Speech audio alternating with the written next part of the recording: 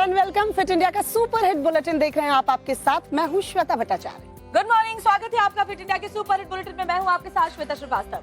तो शुरू हो चुका है फिट इंडिया का सुपर हिट बुलेटिन, जिसमें खबरों का सुपर डोज तो हम आपको देते ही हैं, साथ ही साथ आपको फिट रहने के टिप्स भी देते हैं। तो देश दुनिया की तमाम बड़ी खबरों के लिए आज कौन सी बड़ी खबरें हैं जिस पर दिन भर हमारी नजर बनी रहेगी, जानकारी बनी रही हमारे साथ। और दुखद खबर कोलकाता से सामने आ रही है। बड़ा बाजार में एक आग लगी है और भीषण आग लगने से कई लोगों की मौत की जानकारी मिल रही है और कई लोग अपनी जान बचाने के लिए कूदते हुए भी बिल्डिंग से नीचे नजर आए। कोलकाता के बड़ा बाजार इलाका बताया जा रहा है, जहां एक होटल में भीषण अग्निकांड हुआ है। 15 लोगों की मौत की खबर मिल रही है। तस्वीरें जो वहां से सामने आई हैं वो भयावह हैं। भयानक आग की लपटें उठती आपको नजर आएंगी। बीती रात ये घटना घटी है जिसमें 15 लोगों की जान चली गई है। बताया जा रहा है कि पुलिस कमिश्नर मनोज कुमार ने जानकारी दी है। मौके पर रेस्क्यू ऑपरेशन चल रहा है। आशंका जताई जा रही है कि मरने वालों की तादाद बढ़ सकती है। अभी तक 15 लोगों की मौत हुई है। यह हादसा फलपट्टी मछुआ के पास हुआ। होटल में आग लगने की वजह से इलाके में अफरा तफरी मच गई। बताया जा रहा है होटल में रसोई घर में आग लगने की वजह से भयानक हादसा हुआ। कई लोगों ने जान बचाने के लिए बिल्डिंग से छलांग लगा दी, जिनमें एक की मौत हो गई। कई लोग पूरी तरह जख्मी भी।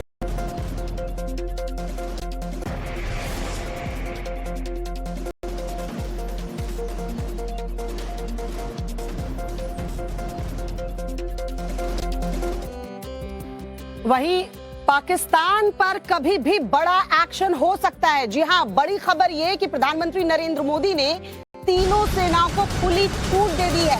ऑपरेशनल निर्णय लेने के लिए सेना सक्षम है और सेना को खुली छूट है। यानी कि अगले कुछ घंटे या फिर कुछ कहे कि अगले कुछ दिन निर्णायक साबित हो सकते हैं के खिलाफ बड़ा एक्शन लेने के लिए, और कभी भी वो खबर सामने आ सकती है। प्रधानमंत्री ने तीनों ही सेनाओं को छूट दे दी है कि अपने हिसाब से निर्णय करें और साथ ही जगह, समय और तरीका सब कुछ सेनाओं के हाथ में है कि वो इसे निर्धारित करें। दरअसल कल एक बहुत बड़ी अहम बैठक हुई थी जिसमें तीनों सेना के प्रमुख सीडीएस अनिल चौहान, साथ ही साथ रक्षा मंत्री राजनाथ सिंह भी मौजूद थे और उसमें यही तय हुआ कि सेना को खुली छूट है। सेना डिसाइड करे क्या वक्त होगा, टारगेट कौन होगा, कैसे ये ऑपरेशन होगा। प्रधानमंत्री की तरफ से छूट दे दी गई है। और एक रिपोर्ट आपको इससे जुड़ी हुई दिखा देते हैं।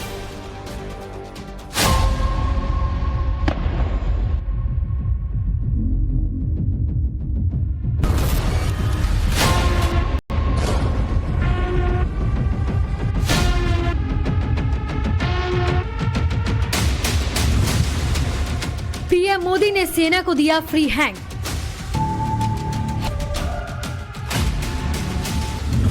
अब आतंकवाद का होगा दी एंड।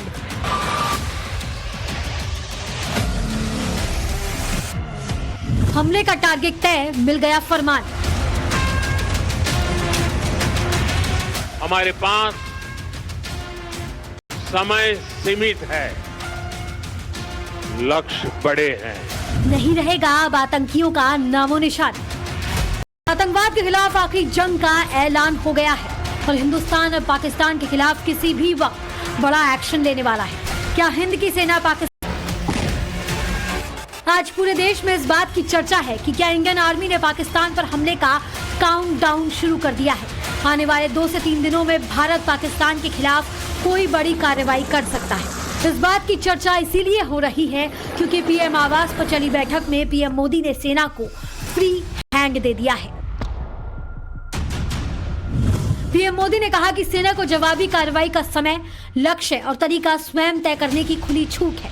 सेना आतंकवादियों को करारा जवाब देने के लिए किसी भी आवश्यक कदम को उठाने में सक्षम है। पीएम ने जोर देकर कहा कि भारत आतंकवाद के खिलाफ जीरो टॉलरेंस की नीति पर अडिग है और सेनाएं इस खतरे को जड़ से उखाड़ फेंकने के लिए स्वतंत्र हैं। पहलगाम हमले के बाद से ही मोदी सरकार लगातार एक्शन मोड में है।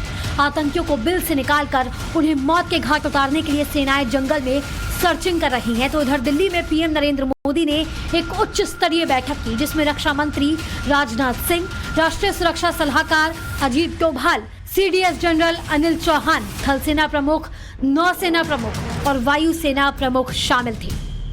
हमारे पास समय सीमित है, लक्ष्य बड़े हैं।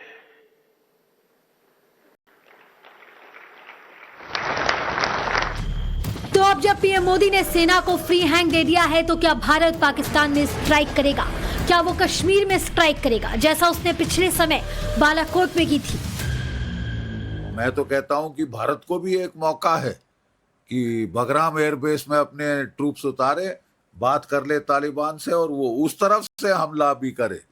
जब यहाँ से भी हमला, इधर से भी हमला, समुद्र से भी हमला, पहाड़ों में भी हमला, चौतरफे हमले से घेर के इनकी जो है खाट। अभी तो पाकिस्तान बौखलाया हुआ है, तभी तो वो अपनी तैयारी कर रहा है, अभ्यास कर रहा है।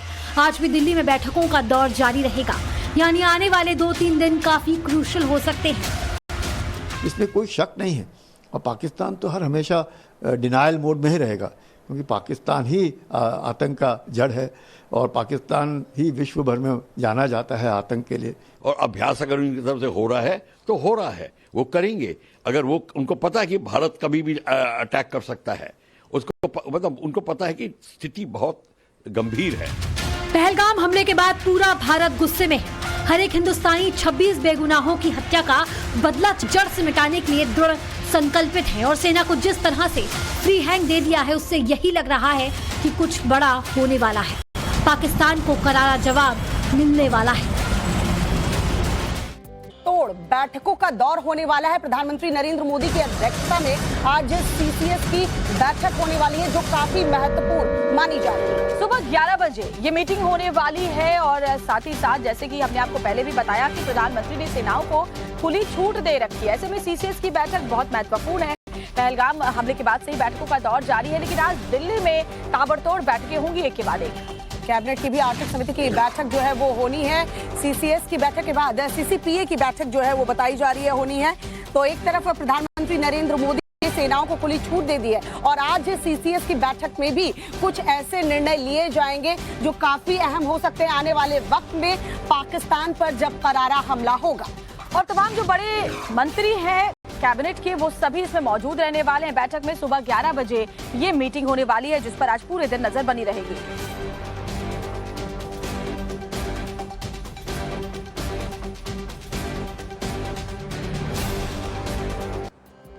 और एक तरफ जहां पाकिस्तान में शुदा खलबली मची हुई है, वहीं पाकिस्तान अपनी नापाक हरकतों से बाज भी नहीं आ रहा। एक बार फिर से उसी पर सीज फायर का उल्लंघन पाकिस्तान की तरफ से किया गया है। 5वें दिन भी सीज फायर का उल्लंघन पाकिस्तान की तरफ से किया गया है।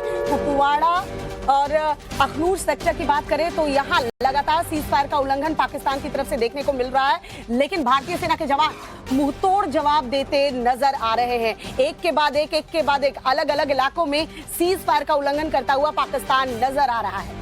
तो बड़ी खबर आपको बता रहे हैं, पाकिस्तानी सेना एसएफ और सेना की चौकियों को निशाना बनाकर फायरिंग की, लेकिन भारतीय सेना की तरफ से पाकिस्तानी गोलीबारी का मुंहतोड़ जवाब दिया गया। पाकिस्तानी सेना ने जम्मू के परगवाल सेक्टर में गोलीबारी की है।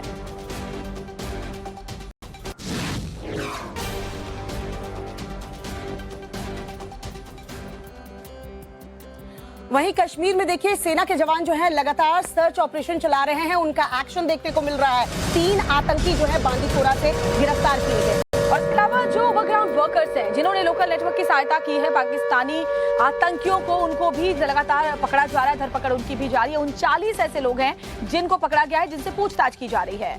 एक रिपोर्ट आप दिए जा रहे हैं।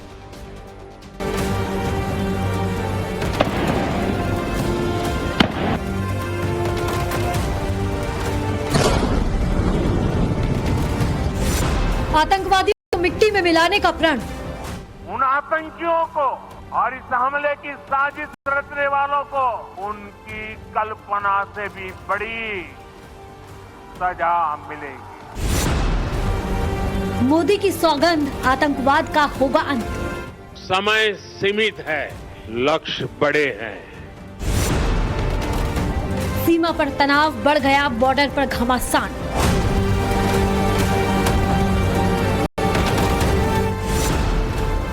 आतंक के गुनाहगारों का चुन चुन कर हिसाब। पहलगाम में हुए आतंकी हमले के बाद सेना का एक्शन तेज हो गया है। Indian army full action mode में है। आतंकियों के घरों को चुन चुन कर निशाना बनाया जा रहा है।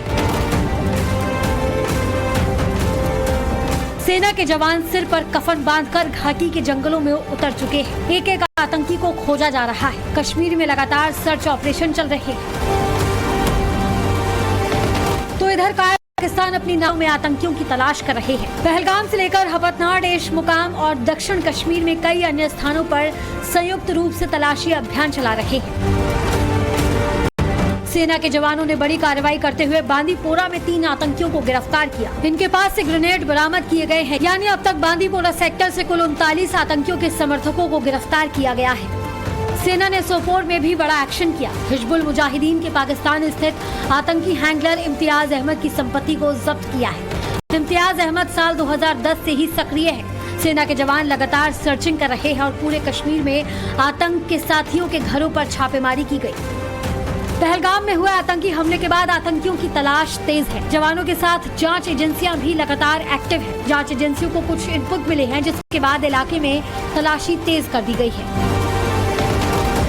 एनआईए की टीम भी मामले में लगातार सबूत जुटा रही है। 5 किलोमीटर की रेंज में सीडीआर के जरिए जिनके फोन एक्टिव थे, उनकी फेहरिस्त तैयार की जा रही है। जल्द ही इनमें से कई लोगों से पूछताछ की जाएगी। कश्मीर में अब तक 2000 से ज्यादा संदिग्धों को हिरासत में लिया गया, जिनसे पूछताछ की जा रही है। सेना और जांच एजेंसियां लगातार इनपुट की तलाश में है कि पहलगाम के गुनाहगारों को लेकर कोई एक सबूत हाथ लग जाए तो इन्हें हमारे जवान पाताल से भी खोज कर निकालेंगे और ऐसी सजा देंगे कि खुद आतंक भी थर्रा उठेगा। और इस बीच आतंकी टूल किट का एक बहुत बड़ा खुलासा हुआ है जो आपको चौंका देगा। जो आतंकी कनेक्शन, खासतौर पर पहलगाम हमले का टूल किट एक्सपोज हुआ है, उसे सुनकर देखकर आपके होश उड़ जाएंगे। टाइम्स नाउ भारत पर ये एक्सक्लूसिव खुलासा देखकर आपके होश उड़ जाएंगे कि कैसे आतंकियों के जो आका हैं वो दूर बैठकर ट्रेनिंग दिया करते हैं अपने प्यादों को, और ये जो उनके प्यादे हैं वो एक एक पाठ पढ़कर आतंक को फैलाते हैं और कैसे उनकी ट्रेनिंग होती है, सब कुछ इस रिपोर्ट में देखिए।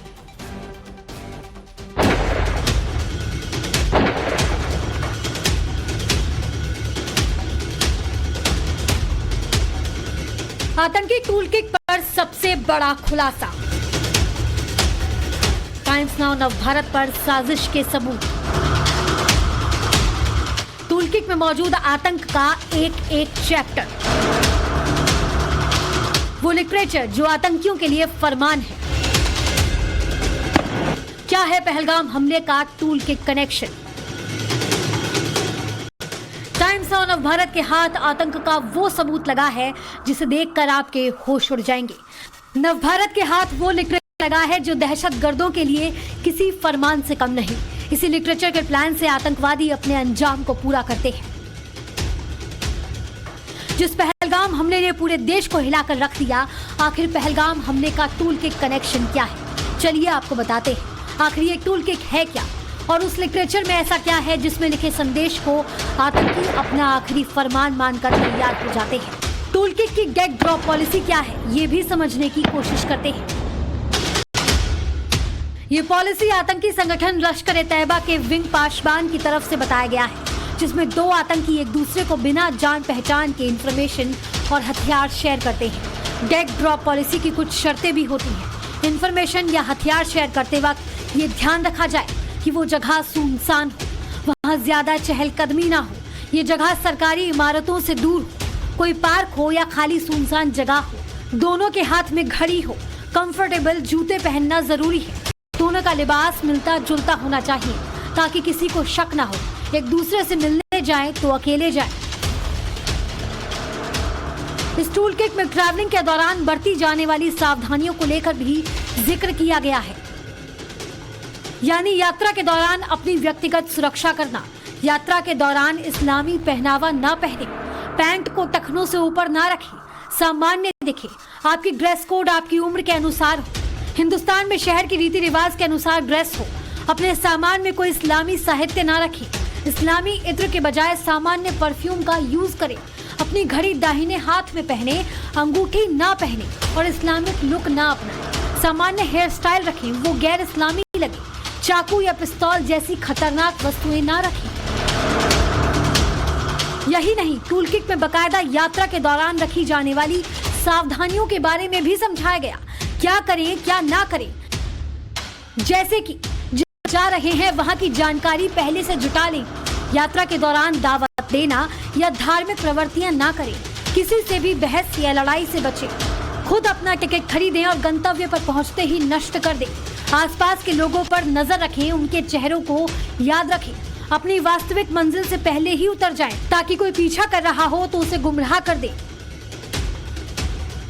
नवभारत के पास जो लिटरेचर की कॉपी मौजूद है उसमें आतंकियों के वो सारे टूल किट हैं जिसे वो इस्तेमाल करते हैं और आसानी से अपने टारगेट तक पहुंच जाते हैं। जैसे यात्रा के बाद जिस होटल में रुके वहां के लिए भी निर्देश दिए गए हैं, जैसे कि होटल का चयन अपने टास्क के अनुसार करें, कमरे में जाते ही सही से जांच पड़ताल कर लें, ये चेक करें कि कमरे में कैमरा या संदिग्ध उपकरण तो नहीं, कॉल या बात करनी हो तो टीवी की आवाज तेज कर दें।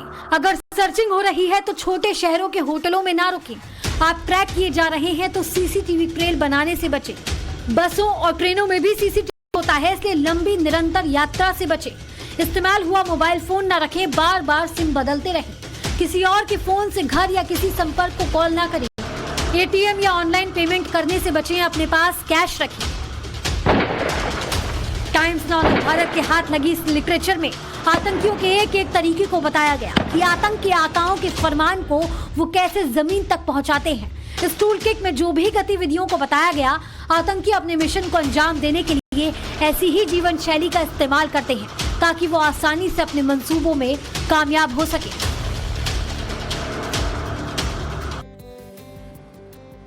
एक तरफ प्रधानमंत्री नरेंद्र मोदी ने पाकिस्तान पर एक्शन लेने के लिए सेनाओं को खुली छूट दे रखी है और सभी दल जो है इस वक्त प्रधानमंत्री नरेंद्र मोदी के साथ खड़े नजर आ रहे हैं, लेकिन पाकिस्तान में अलग ही पॉलिटिक्स चल रही है। पाकिस्तान के पीएम शहबाज शरीफ का तो हाल ये है कि उनकी खुद के पार्टी के जो लीडर हैं वो उन्हें जमकर कोस रहे हैं और विपक्षी नेताओं की तो पूछिए मत, वो तो उन्हें बुल तक कह रहे हैं।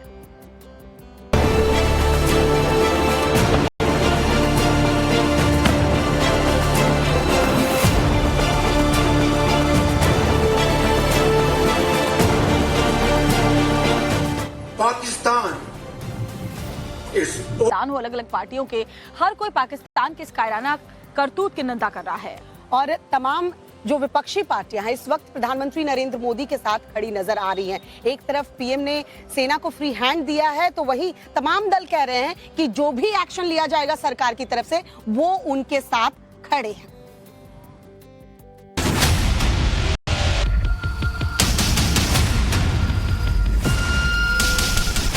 प्रधानमंत्री नरेंद्र मोदी ने पहलगाम के गुनाहगारों को मिट्टी में मिलाने की सौगंध खाई है। आतंकियों को चुन चुन कर नेस्तनाबूद किया जा रहा है। सेना के जवान सिर पर कफन बांधकर घाटी में आतंकियों को खोज रहे हैं। पूरा देश आक्रोश में है ताकि 26 बेगुनाहों की मौत का बदला लिया जा सके। ऐसे में सियासत भी कम नहीं हो रही।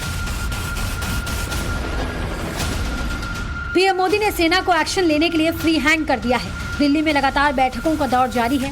विदेश मंत्री एस जयशंकर लगातार कूटनीतिक प्लान से वैश्विक समर्थन जुटा रहे हैं। यानी मतलब साफ है कि भारत कुछ बड़ा करने वाला है। भारत आतंक के आकाओं के खिलाफ बड़े एक्शन के मूड में है। इधर आरएसएस चीफ मोहन भागवत ने भी पीएम मोदी से मुलाकात की और कह दिया कि संघ पाकिस्तान के खिलाफ सरकार के हर फैसले के साथ खड़ा हुआ है। ऐसा पहली बार हुआ है जब आरएसएस प्रमुख 10 सालों में पहली बार पीएम आवास में जाकर प्रधानमंत्री से मुलाकात कर रहे हैं। इसका मतलब साफ समझ आ रहा है कि अब पाकिस्तान के खिलाफ देश भर में माहौल बन चुका है।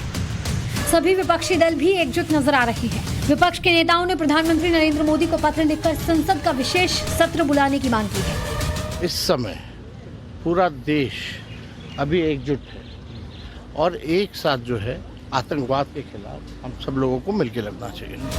इधर जम्मू कश्मीर नेशनल कॉन्फ्रेंस के अध्यक्ष फारूक अब्दुल्ला ने कहा कि हम पीएम के साथ हैं, प्रधानमंत्री को जो करना है वो करें। हिंदुस्तान ने कभी भी आक्रमण पहले नहीं किया है, वहीं से आया है और हमने जवाब दिया है।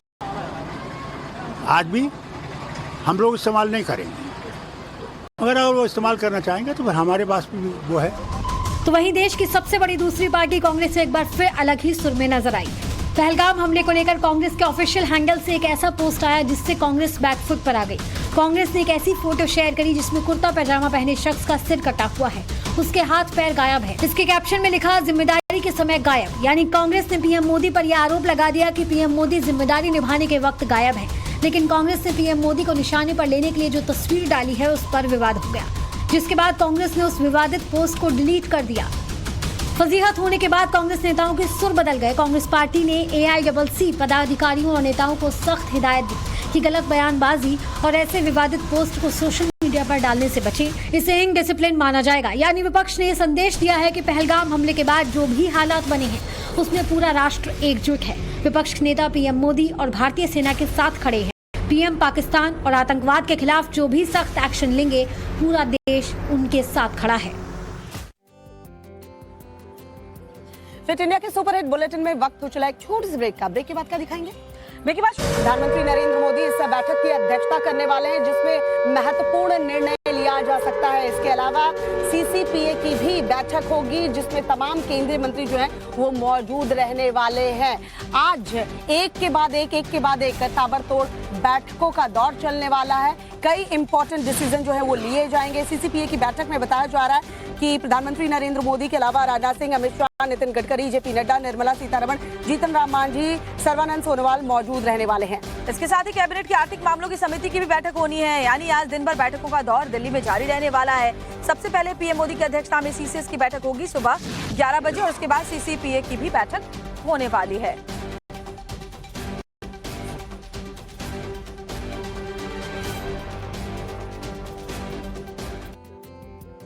और बड़ी खबर ये कि पाकिस्तान पर कभी भी एक्शन हो सकता है। जी हाँ, क्योंकि प्रधानमंत्री नरेंद्र मोदी ने तीनों सेनाओं को फ्री हैंड दे दिया है, उन्हें एक्शन लेने की छूट है।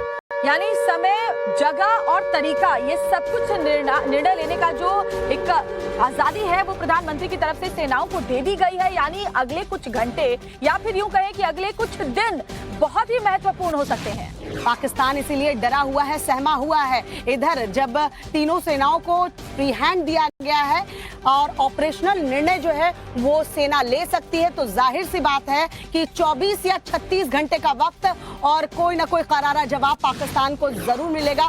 पाकिस्तान के आतंकी निस्तेनाबूद होने वाले हैं। तो उम्मीद यही है कि कुछ बड़ा अब देखने को मिल सकता है। पाकिस्तान पर कभी भी बड़ा एक्शन हो सकता है। टारगेट, टाइम और तरीका सेना तय करेगी। पीएम ने ये बड़ी बात कही है। रिपोर्ट देखिए आप।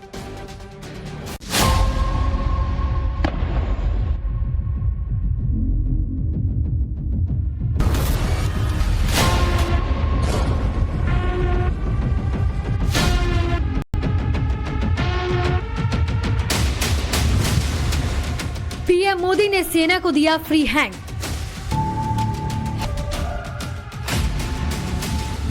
अब आतंकवाद का होगा दी एंड।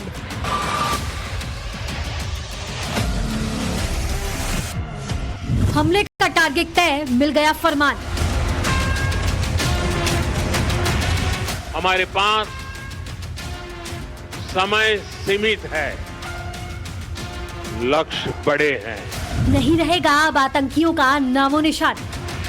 आतंकवाद के खिलाफ आखिरी जंग का ऐलान हो गया है और हिंदुस्तान अब पाकिस्तान के खिलाफ किसी भी वक्त बड़ा एक्शन लेने वाला है। क्या हिंद की सेना पाकिस्तान के खिलाफ जंग के मैदान में उतरने वाली है? चर्चा है कि क्या इंडियन आर्मी ने पाकिस्तान पर हमले का काउंटडाउन शुरू कर दिया है। आने वाले 2 से 3 दिनों में भारत पाकिस्तान के खिलाफ कोई बड़ी कार्रवाई कर सकता है। इस बात की चर्चा इसीलिए हो रही है क्योंकि पीएम आवास पर चली बैठक में पीएम मोदी ने सेना को फ्री हैंड दे दिया है। पीएम मोदी ने कहा कि सेना को जवाबी कार्रवाई का समय, लक्ष्य और तरीका स्वयं तय करने की खुली छूट है।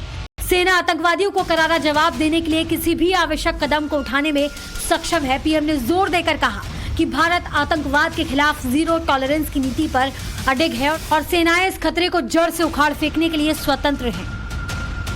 पहलगाम हमले के बाद से ही मोदी सरकार लगातार एक्शन मोड में है। आतंकियों को बिल से निकालकर उन्हें मौत के घाट उतारने के लिए सेनाएं जंगल में सर्चिंग कर रही हैं। तो इधर दिल्ली में पीएम नरेंद्र मोदी ने एक उच्च स्तर बैठक की, जिसमें रक्षा मंत्री राजनाथ सिंह, राष्ट्रीय सुरक्षा सलाहकार अजीत डोभाल, सीडीएस जनरल अनिल चौहान, थल सेना प्रमुख, नौसेना प्रमुख और वायुसेना प्रमुख शामिल थे। हमारे पास समय सीमित है, लक्ष्य बड़े हैं।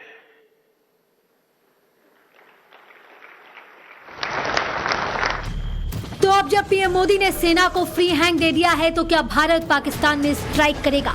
क्या वो कश्मीर में स्ट्राइक करेगा, जैसा उसने पिछले समय बालाकोट में की थी? मैं तो कहता हूं कि भारत को भी एक मौका है कि बगराम एयरबेस में अपने ट्रूप्स उतारे, बात कर ले तालिबान से और वो उस तरफ से हमला भी करे। जब यहाँ से भी हमला, इधर से भी हमला, समुद्र से भी हमला, पहाड़ों में भी हमला, चौतरफे हमले से घेर के इनकी जो है खाट खड़ी की जाए। इधर पाकिस्तान को भी एहसास है भारत कुछ बड़ा करने वाला है। पाकिस्तान को पता है कि दिल्ली में बैठकों का दौर जारी रहेगा, यानी आने वाले 2-3 दिन काफी क्रूशल हो सकते हैं। इसमें कोई शक नहीं है और पाकिस्तान तो हमेशा डिनायल मोड में ही रहेगा, क्योंकि पाकिस्तान ही आतंक का जड़ है और पाकिस्तान ही विश्व भर में जाना जाता है आतंक के लिए। और अभ्यास अगर उनकी तरफ से हो रहा है तो हो रहा है, वो करेंगे। अगर वो उनको पता है कि भारत कभी भी अटैक कर सकता है, उसको मतलब उनको पता है कि स्थिति बहुत गंभीर है। पहलगाम हमले के बाद पूरा भारत गुस्से में है। हर एक हिंदुस्तानी 26 बेगुनाहों की हत्या का बदला चाहता है। पीएम मोदी भी आतंकवाद को जड़ से मिटाने के लिए दृढ़ संकल्पित है और सेना को जिस तरह से फ्री हैंड दे दिया है, उससे यही लग रहा है कि कुछ बड़ा होने वाला है। पाकिस्तान को कड़ा जवाब मिलने वाला है। ऐसा लगता है कि पाकिस्तानी सांसद मौलाना फजल घुसपैठियों को चुन चुनकर यहाँ पर उन पर कार्रवाई हो रही है, उन्हें निकाला जा रहा है। तो रोहिंग्या हो या फिर पाकिस्तान से आए हुए वो लोग जो कि काफी वक्त से हिंदुस्तान में रह रहे थे, चुन चुनकर उन्हें बाहर निकाला गया है, चिन्हित किया गया है और साथ ही साथ अवैध मदरसों पर भी एक्शन ताबड़तोड़ लिया गया है। उत्तर प्रदेश में आपको बता दें, खासतौर पर नेपाल से सटे जो जिले हैं, वहां अवैध मदरसों पर एक्शन की खबर हमने आपको लगातार बताई है। अवैध मदरसों के खिलाफ बुलडोजर एक्शन देखने को मिला है। नोमैंस लैंड पर अतिक्रमण जो किया गया था उसे बुलडोज किया गया है। पहलगाम अटैक के बाद यूपी में ये बड़ा एक्शन देखने को मिला है। अवैध रूप से रह रहे पाकिस्तानियों के साथ साथ बांग्लादेशी और रोहिंग्या घुसपैठियों की तलाश की जा रही है। और आपको दिखाते हैं इंडो नेपाल बॉर्डर के पास जारी एक्शन पर हमारी डिटेल रिपोर्ट।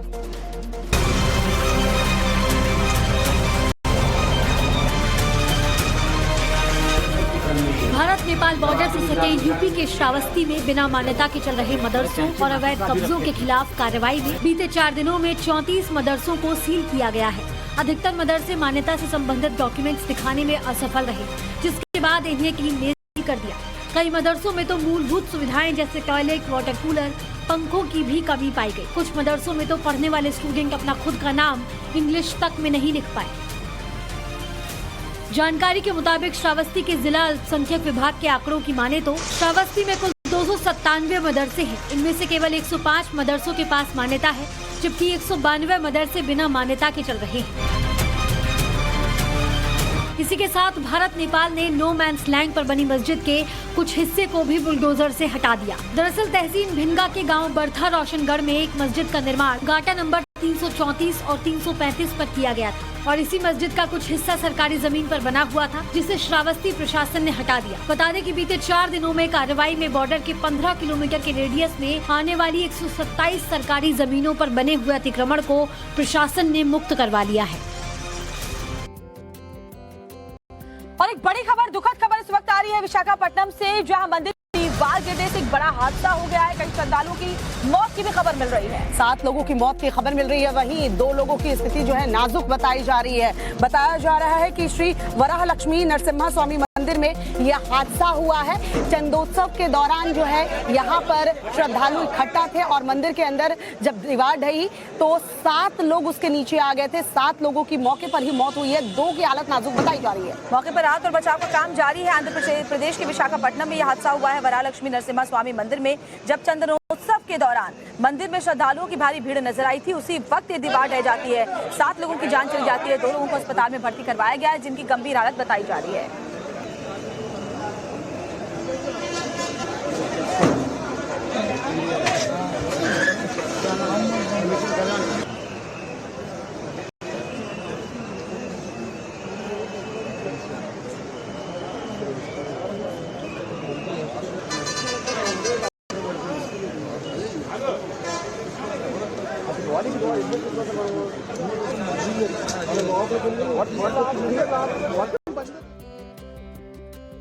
और फिट इंडिया के सुपर हिट बुलेटिन में रुकना होगा एक बहुत छोटी सी ब्रेक, लेकिन ब्रेक के बाद आपको